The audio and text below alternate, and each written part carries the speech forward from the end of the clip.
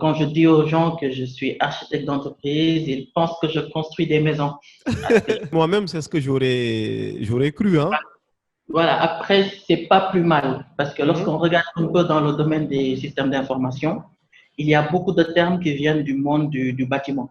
Voilà, lorsqu'on mhm. parle de maîtrise d'ouvrage, MOA, ça vient du bâtiment. Lorsqu'on parle de maîtrise d'œuvre, ça vient du bâtiment. Tout à De fait. la même façon que lorsqu'on parle d'architecture, ça vient du bâtiment. Donc, pour faire l'analogie, moi, j'aime bien quand les gens pensent que je construis une maison parce que je conçois un système d'information Oui. comme une maison. Mhm. Donc, pour comprendre ce que c'est que l'architecture d'entreprise, il faut d'abord savoir c'est quoi un système d'information. Donc, lorsqu'on parle de système d'information, les gens ne pensent à des applications, d'autres pensent juste à de l'infrastructure, des machines, des ordinateurs, mais c'est beaucoup plus large que ça. Oui. Donc, pourquoi l'analogie avec un bâtiment ou une maison? Lorsque aujourd'hui un entrepreneur va commencer de construire une maison, il Mhm. va commencer par la fondation. Oui. En fonction aujourd'hui du nombre d'étages que l'on veut, il va dimensionner la fondation. Tout à Donc fait. aujourd'hui, lorsqu'on conçoit un système d'information, on va commencer par la couche infrastructure. Donc la couche infrastructure, c'est-à-dire tout ce qui va venir accueillir les applications et les données, c'est ce qui correspond à la fondation dans le bâtiment. Donc, une fois que cette couche infra est bien dimensionnée, on va y installer des applications et elle va héberger des données. D'accord.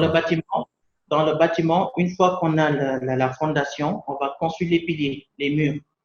Oui. Donc, les piliers dans les systèmes d'information, ce sont les applications et les données que l'on va installer sur la couche d'infra. Et dans le bâtiment, une fois qu'on a les piliers, ensuite il reste le toit de la maison.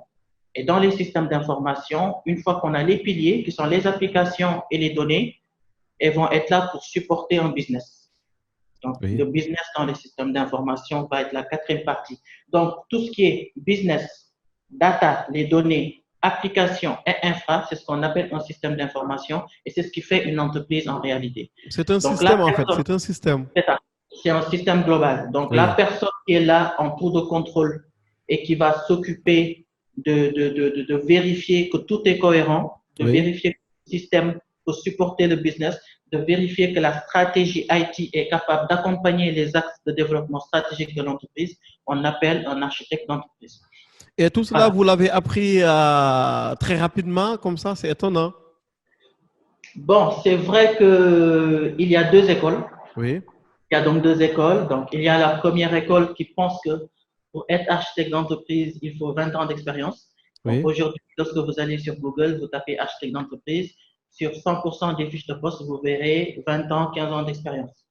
Il y a une nouvelle école, et je fais partie de cette école-là, qui pense qu'un architecte d'entreprise, ce n'est pas le nombre d'années d'expérience, C'est la mais compétence, voilà, c'est la compétence, c'est l'expertise. une démarche qu'il faut apprendre, Mhm. c'est le fait d'avoir la tête bien faite Mhm. et de savoir aborder un projet en prenant en compte l'entreprise dans sa globalité.